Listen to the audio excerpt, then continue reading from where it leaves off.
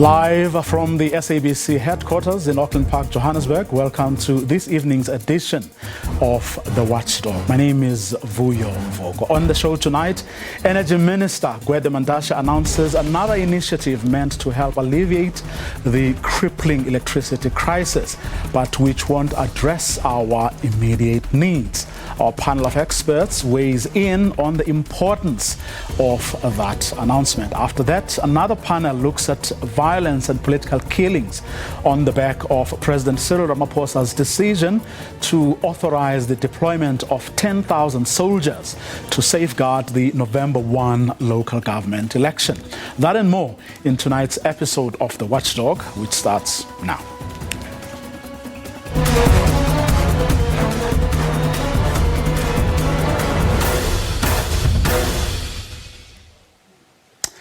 Mineral Resources and Energy Minister Gwede Mantashe says the Renewable Energy Independent Power Producer Procurement Program will allow for at least 40% local content during construction. He has announced the appointment of 25 preferred bidder projects under the scheme as the country continues to grapple with rolling blackouts. Bid window 5 aimed to produce a total of 2,600 megawatts, which includes 1,600 megawatts from offshore wind and 1,000 megawatts from solar PV plants. So it's a combination of wind and solar. The program attracted a total of 102 bids, with capacity totaling to 9,644 megawatts. Now, the outcome of the evaluation process conducted by the team of independent intersection advisors, overseen by the IPP office, has resulted in the selection of 25 preferred bidder projects, procuring a total of 2,583 megawatts. That means was 17 megawatts of the target of 2,600 megawatts. The weighted average price of the preferred bidders, include both wind and solar, is 473 rand per megawatt hour. In other words, weighted average price for wind is 495 rand per megawatt. Let me simplify it, because we normally talk of cents per unit. It means it is 47 cents per unit. Now, if you take 47 cents per unit, and that is, and in solar, it is 429 rand per megawatt, which means it is 49 cents per unit. Now, normally, we normally talk of the expensive generation of electricity and normally put unit costs to be higher than the selling price. It happened with bid 1, 2, 3, and to a lesser extent bid window 4. Now this is almost close to the solar, to the nuclear unit cost per unit. Kuba gave us is about 40 cents per unit. We're at 47, 49 cents per unit, which means that wind and PV has come down low. It is cheap now. Now, 25 preferred bidder projects will inject a total of private sector investment amounting to 50 billion rand to the South African economy. Preferred bidder projects will further create a total of 13,900 job opportunities. As with all IPP procurement programs to date, the bid window 5 set out a number of key economic development targets, which I'm not going to go through at this point in time, except to explain that this bid window, entity participation is 49. Energy Minister Gwede Mandashe speaking a little earlier. For some reaction, we're now joined by the chairman of the South African Independent Power Producers Association, Tom Ghana, together with Dr. Clinton Carter-Brown, who is the Energy Center Manager at the South African Council for Scientific and Industrial Research. Good evening, gentlemen. Thank you very much for your time. Among the minister's opening remarks was this line: "It is unfortunate that this announcement happens at a time when the country is experiencing load shedding due to the unavailability of the Eskom power generation units." And Tom Ghana, your organization, your members have been at it for a while. You kept on saying that you can help alleviate this situation. But I mean, for a great deal of time, your calls seemed to be falling on deaf ears.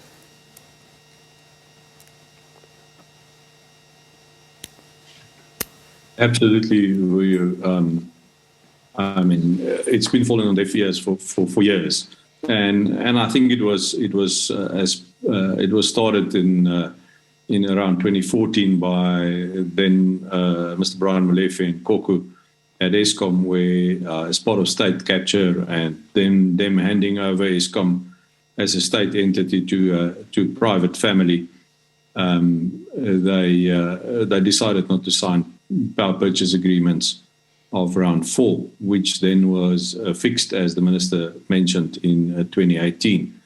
The reality is we have a shortage of energy in the grid, and the reason we are load shedding at this moment is because the energy that we would have had on the grid, if that was approved in time, and Window 5 was approved shortly after that, let's say in 2015 or 2016, we would have had enough energy online to assist us to fill up the pump storage facilities at night and to make sure that we have reserves. At this stage, we don't have any reserve margin, and the reason we have to load shed is to protect the grid by adding a reserve margin through load shedding, meaning that we have to take load off during productive times to add to the pump storage to make sure that there is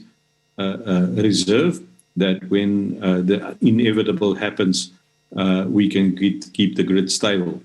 So the load shedding was designed and caused by bureaucracy, state capture, indecision, incompetence, and all of that by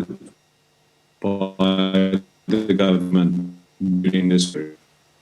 Dr. Clinton Carter-Brown, yes, it is not going to help alleviate the crisis we currently facing, but what is the significance of tonight's announcement for South Africans?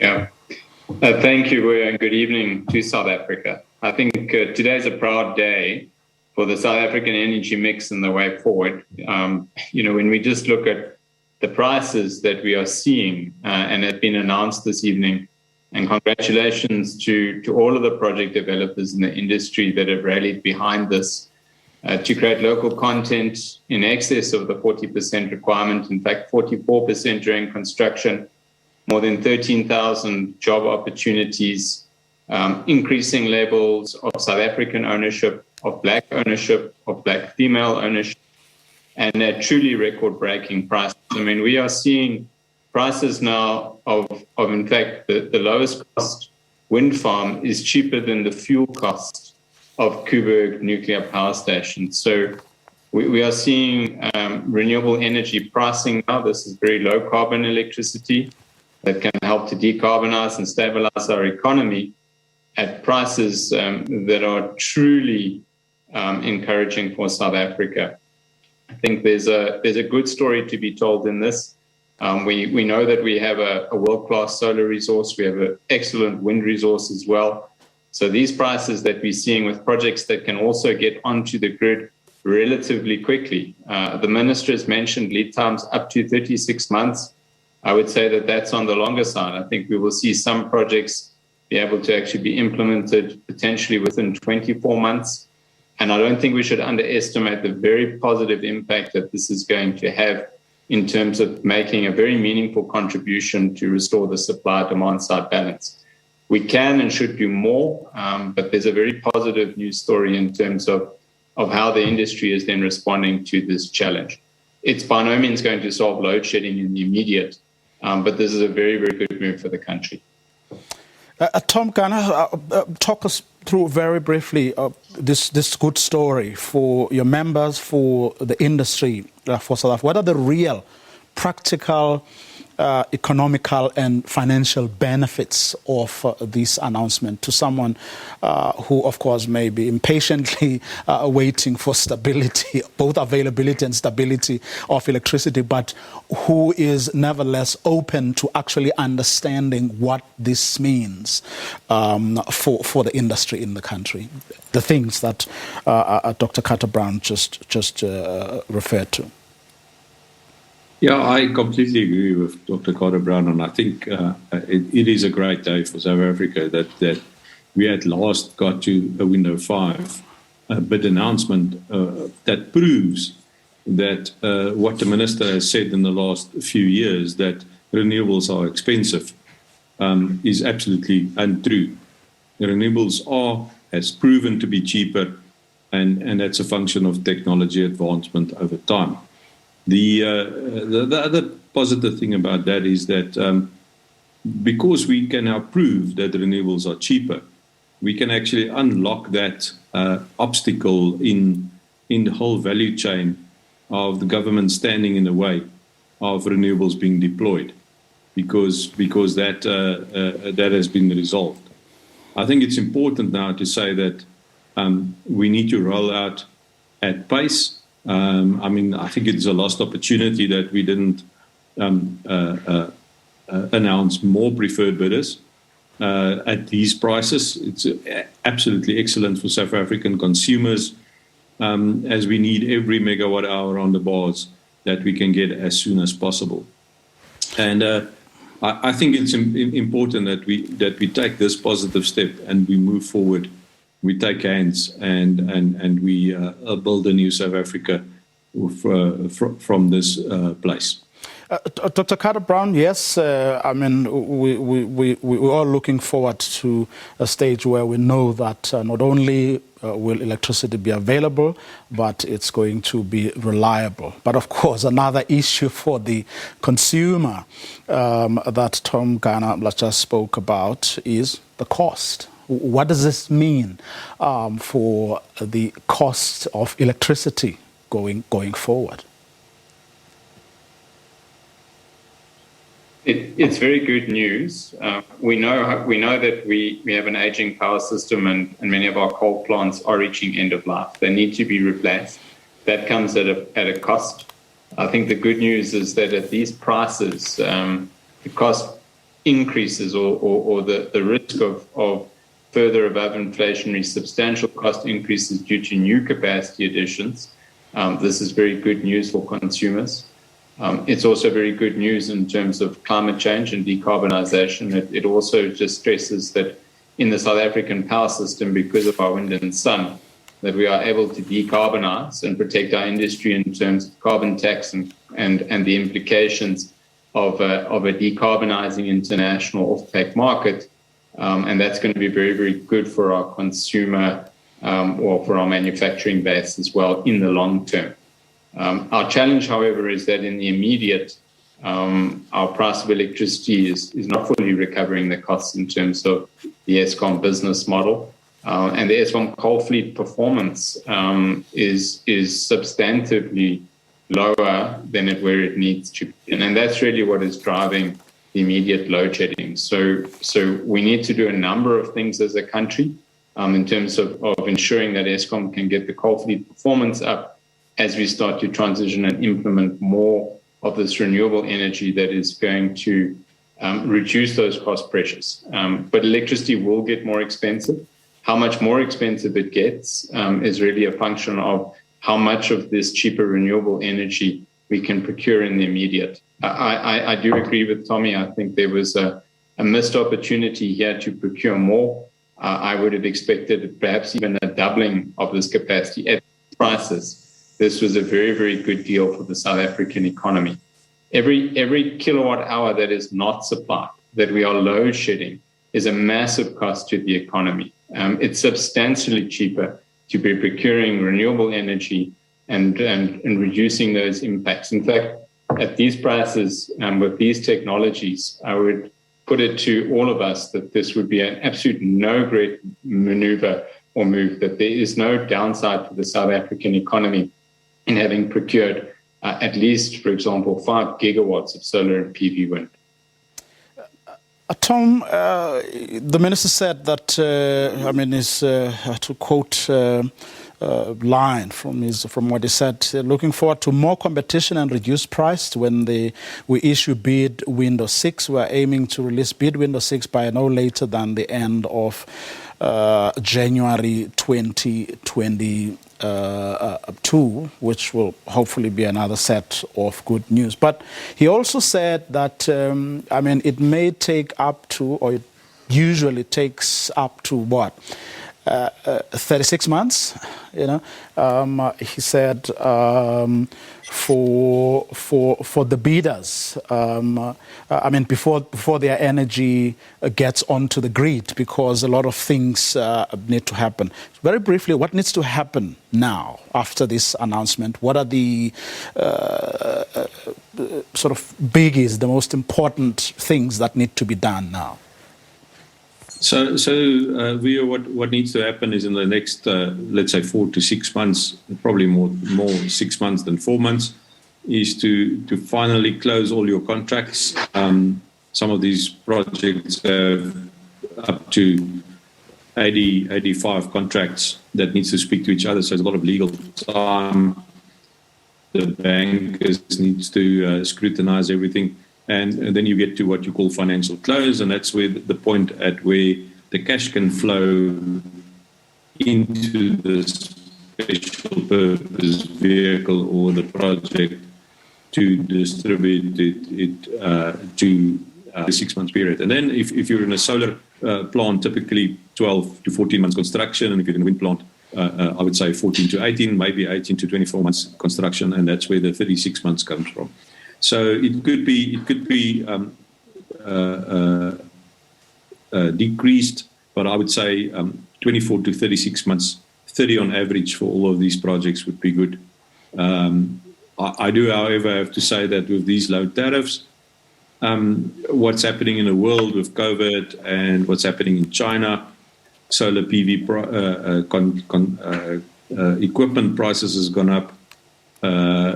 Logistical tariffs has gone up, and that could mean that some of these projects could be in trouble for financial close, and that could delay things. So we hope that we've got the wind from behind and grace from above, but you never know. These things can become complicated. It's a commercial and legal nightmare to get to financial close and into construction. Okay, quickly, Dr. Carter Brown. Of course, this is only one part of, what needs to happen and what needs to happen with speed, going forward. We know that the issue of the power ships is in court.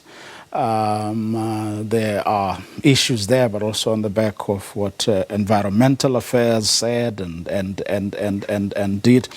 What is happening with? Do you have any intelligence or insights into what is happening around? In other words, what mining companies and other industrial players are up to? How far some of them may have gone in, generating up to the 100 megawatts without needing a license. Do you have any insights as to when those initiatives may also come on stream?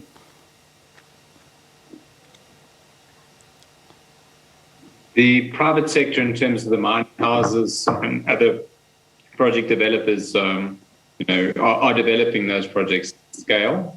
We don't have visibility through the CSR specifically in terms of exactly how many projects and how big they are. But anecdotally, in terms of the discussions that we've been having with major players, it's very apparent that there's a lot of movement and development in that space. We were aware even prior to the minister's increase in terms of the self-generating licensing limit from 1 megawatt to 100 megawatts, that there were many project developers, mines, large industrial users that have been proactively looking to develop their projects. And that liberalization of the market in terms of the regulatory changes is driving and supporting that. So there are many large mining houses that have very well-developed projects that are now heading towards financial close. So I think we're going to start to see those megawatts come online in the next year, 2 years. Once again, there's always a delay, and exactly how much we don't have specific visibility of. But I think it's an extremely encouraging development, and I would certainly expect that we would see upwards of a gigawatt that would be hitting the grid within the next year to 2 years in that market space. And that's where we're going to leave this conversation for this evening. Special thanks to both our guests, Dr. Clinton Carter-Brown and Tom Ghana.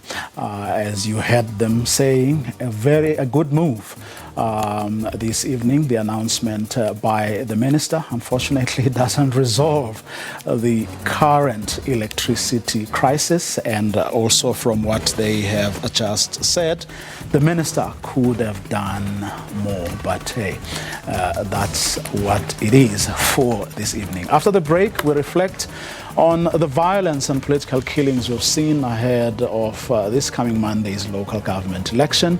This on the back of President Cyril Ramaphosa's decision to authorize the deployment of 10,000 soldiers to safeguard the poor. Don't go away.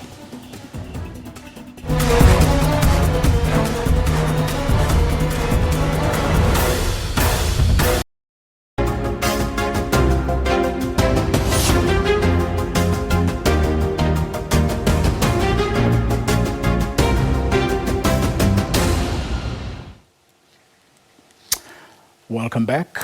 President Cyril Ramaphosa has authorized the deployment of about 10,000 soldiers to help the police in some of the country's hot spots. Earlier this week, the security cluster of ministers telling us that they have identified about 4 hotspot provinces: Gauteng, KwaZulu-Natal, the Western Cape, and the Eastern Cape. So this deployment which is going to come at a cost to the taxpayer of about 47 million rands, is going to try and make sure that these areas remain safe and they are conducive. I mean, the atmosphere is conducive to a free and fair election. Now, to take us back to how we got here, where there is now a need to actually deploy these soldiers,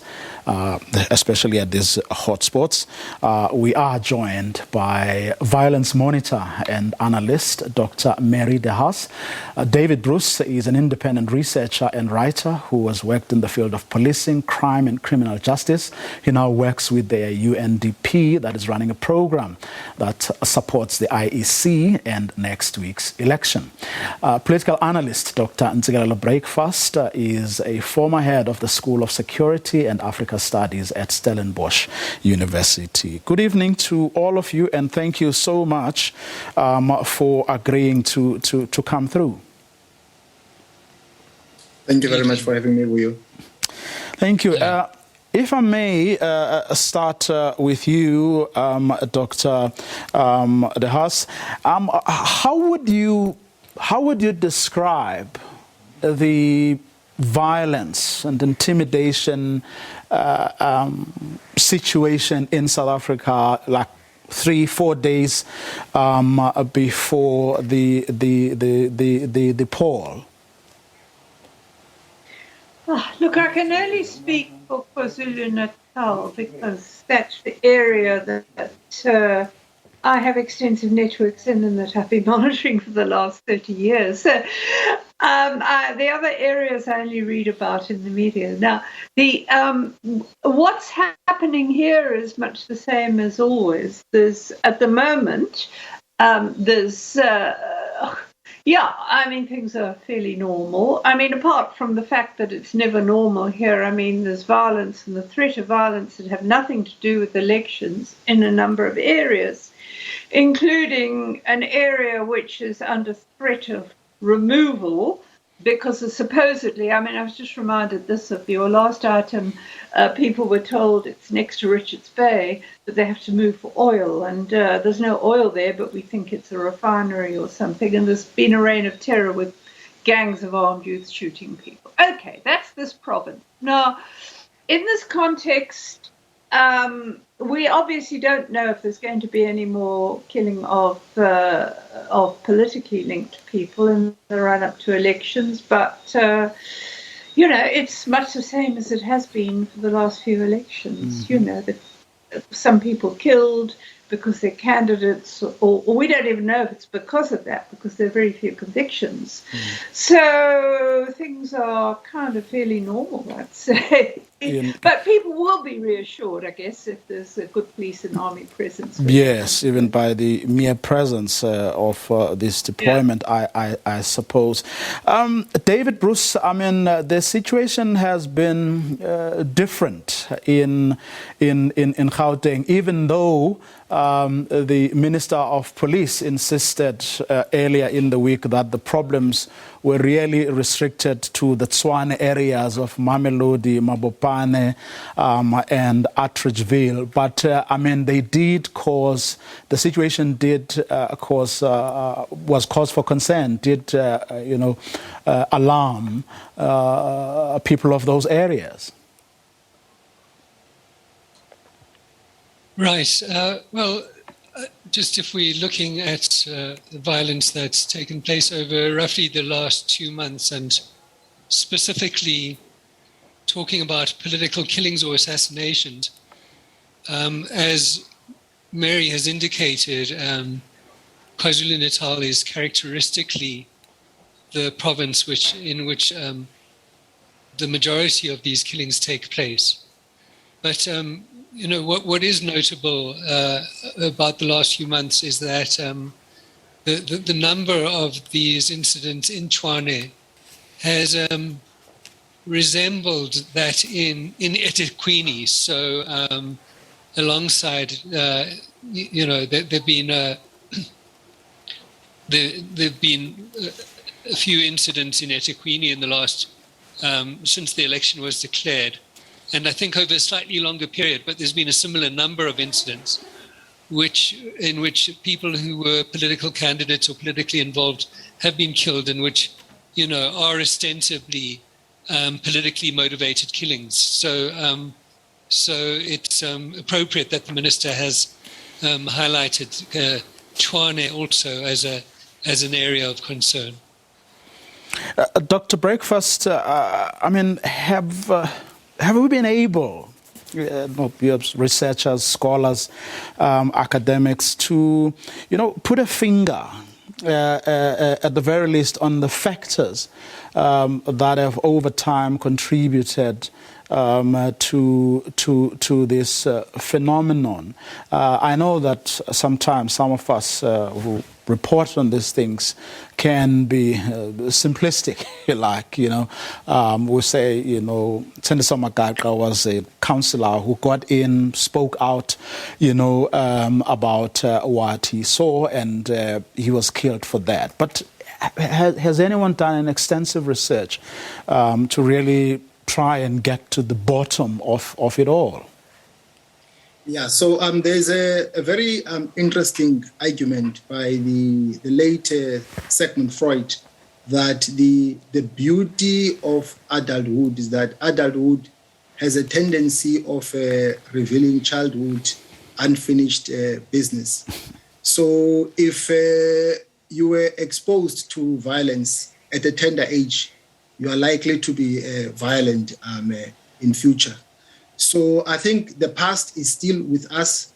I think a lot of people they are still traumatized by the past. Electoral violence is a subset of political violence, and that is informed by the history of apartheid, colonialism, and so forth. So I think there are psychosocial factors that we have not addressed fully as a country. I think some people see political competition as posing a threat to their ambitions to ascend to power. And they think that the way out of that is to eliminate their opponents. I think what compounds the situation is the fact that, and this also was confirmed by the Moorane Commission's findings, that there are some elements of criminality in the security forces. There are some officers that are working side by side with these political killers. I also think that there is a criminal syndicate that is working alongside politicians that is responsible for these operations of political killings. David Bruce, there are people who say that at times it goes beyond what Dr. Breakfast just spoke about. You know, people who feel that, you know, their ambitions are being threatened and thereby engage in processes of eliminating opponents. In certain instances, it's about sending strong messages. You know, some of the political mafia, so to speak, sort of send strong messages which come, unfortunately, at a cost of, you know, lives. In other words, even if it's just to send signals, there's no very real threat. Just to say, you know, I'm the boss here. They do these kinds of things. They intimidate people, even kill them. Your perspective? Well, I mean, I think, you know, I'm inclined to align myself with Dr. Breakfast that, you know, I think essentially we can understand the majority of political killings that have been taking place as linked to the logic of corruption. And so people might be seen as rivals who threaten one's potential access to power. But there might be people who, in some ways, just threaten one's corrupt agenda. So they might be people like whistleblowers. They might simply be people who are already in some type of position of influence within a local council or in a local political party, but who refuse to align themselves with you know, and refuse to turn a deaf ear or blind eye to the corrupt actions of certain members of a municipality. And so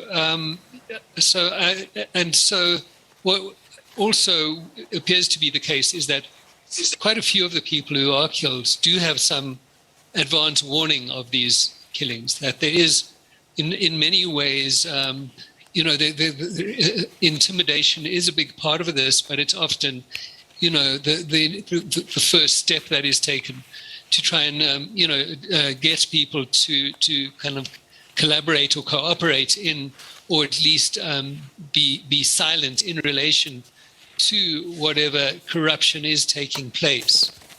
And so, you know, it's reasonable to talk about political killings as part of a broader phenomenon of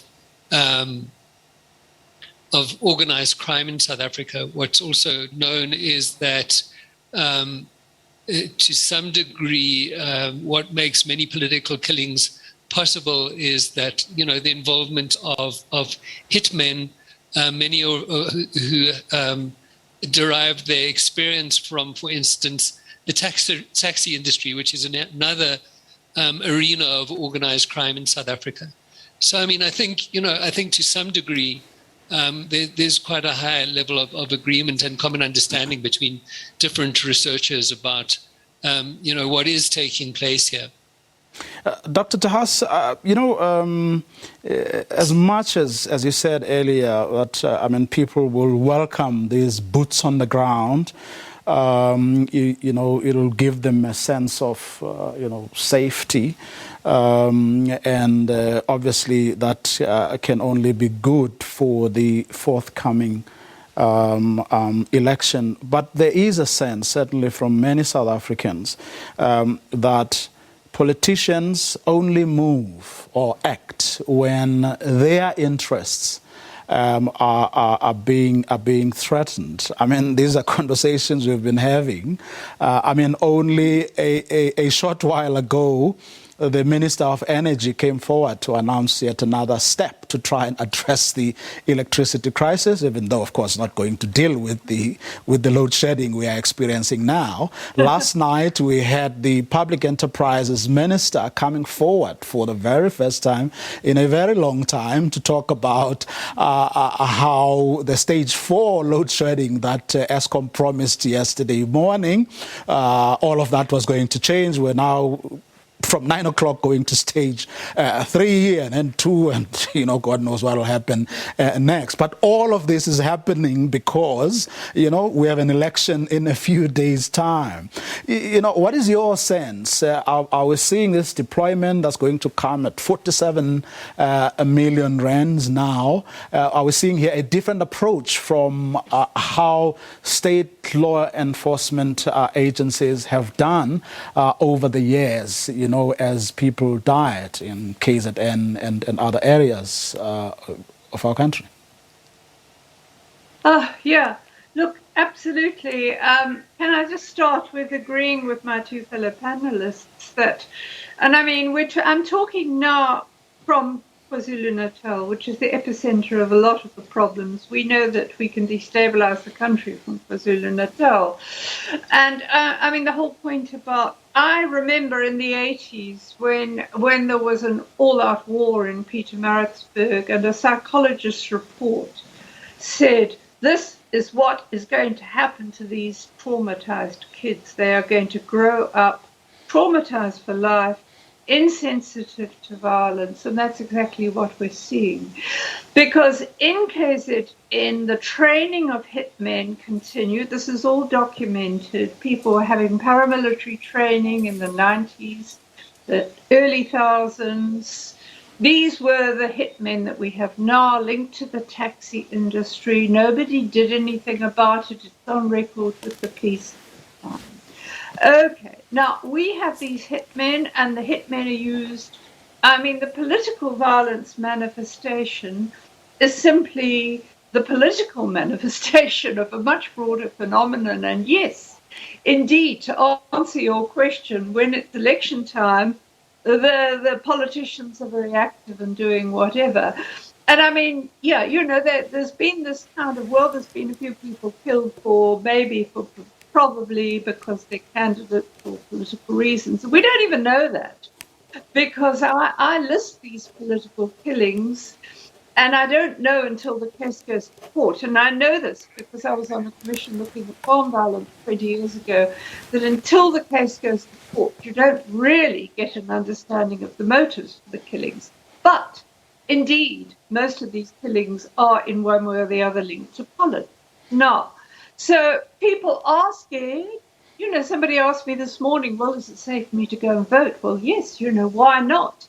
But there's another factor here. And normally our elections have been, even in 94, when the killings were unprecedented, the election days were okay because the police were there. But we're in a very uncertain period here, because I don't know, I need to remind people that a couple of months ago, media reports spoke about a leaked intelligence report. And the leaked intelligence report in this province indicated that members of crime intelligence in this province were actually running their own hit squad activities. I kind of felt I was back 30 years to when the KwaZulu police were running hit. And this is our own police supposed to be running destabilization activities in this province within the ANC. One of their victims was Sindisa Magafa, that Tabisa Zulu is fighting for justice for. Now, this report it's just disappeared. And the press report said, well, it was given, instead of giving it to the Commissioner of Police, it was given to the Minister of Police, Ministerial Task Chief. And that he said, no, put it away, it's embarrassing. Now, I mean, to me, this is really serious because we don't know if those people in crime intelligence are still destabilizing. We don't know if they were involved in the July violence. We don't know if they're still destabilizing. So that's an additional compounding factor. But the main thing here, and this is what I really want to say, our problem is violence. Our problem is hit squads, which are linked to taxis, the divisions in the police, because of the mismanagement of police for a decade. And the end result is that people are living with violence. I mean, people are worried about going to vote.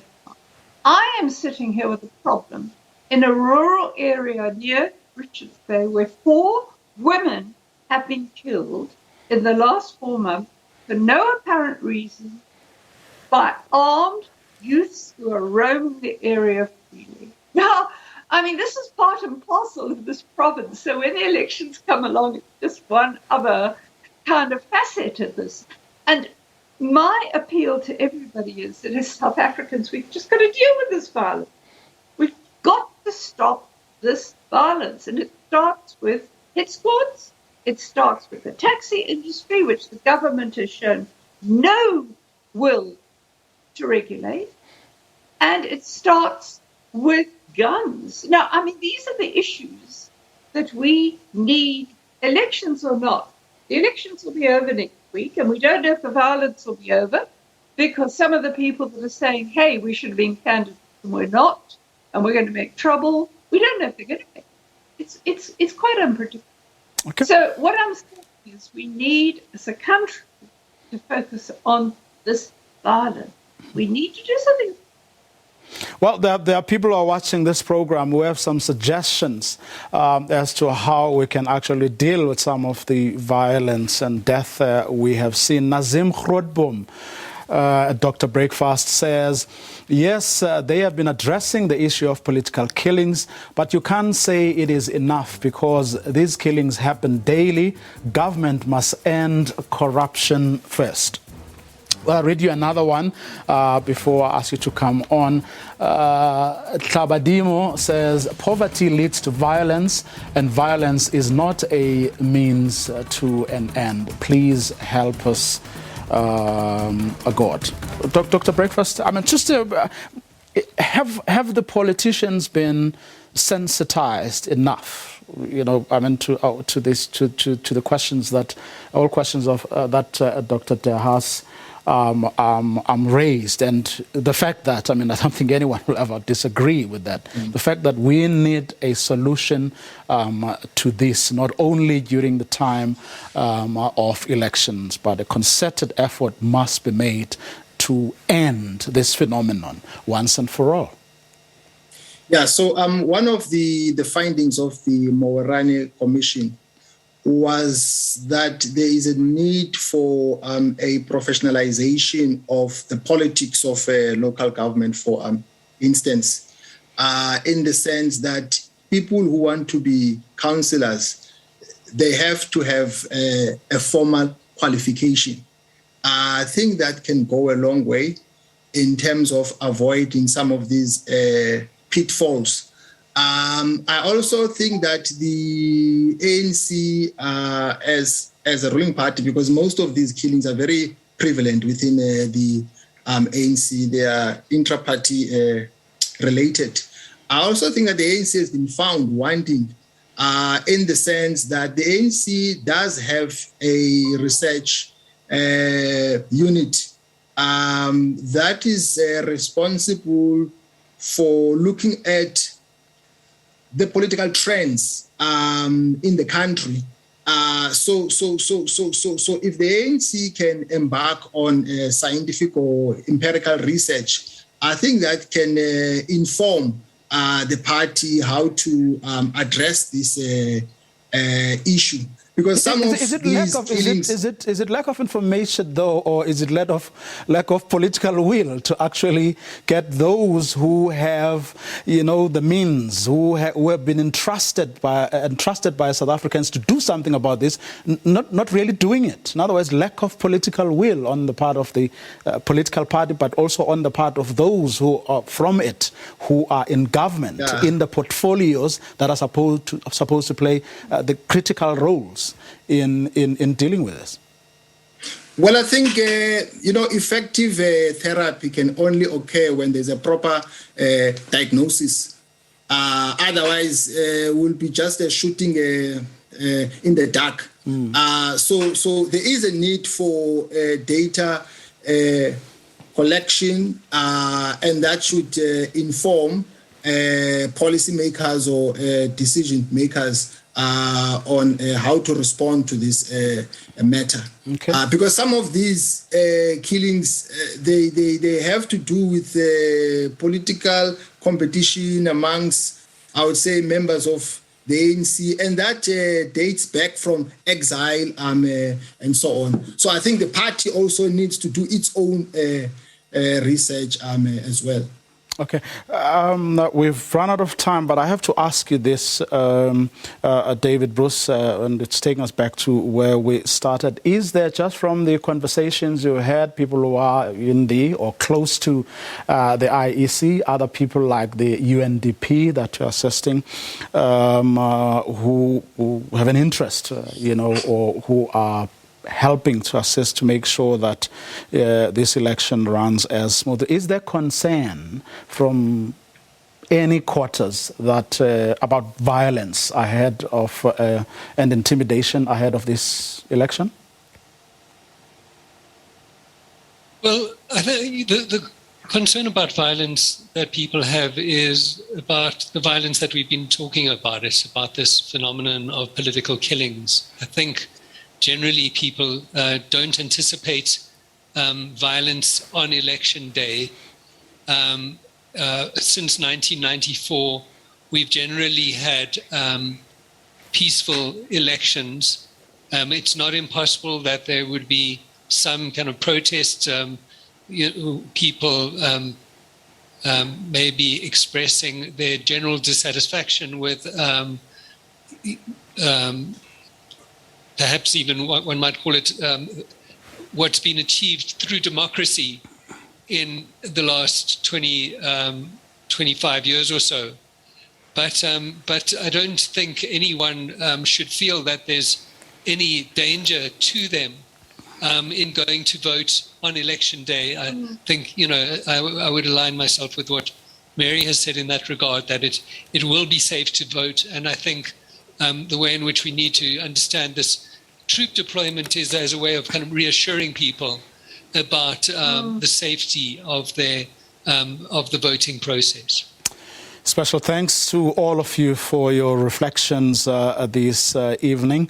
Of course, Dr. Mary De Haas, who is a monitor, David Bruce, who's an independent researcher, as well as a political analyst and a commentator, Dr. Ntsikelelo Breakfast.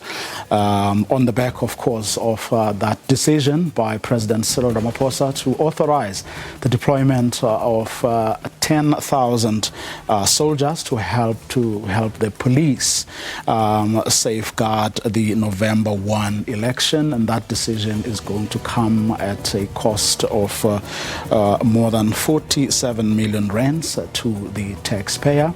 But people accept that it is probably a modest price to pay for democracy, given the challenges we are facing at the moment. And that was our program for this evening. To join us again tomorrow night at 8 o'clock. Have a good night.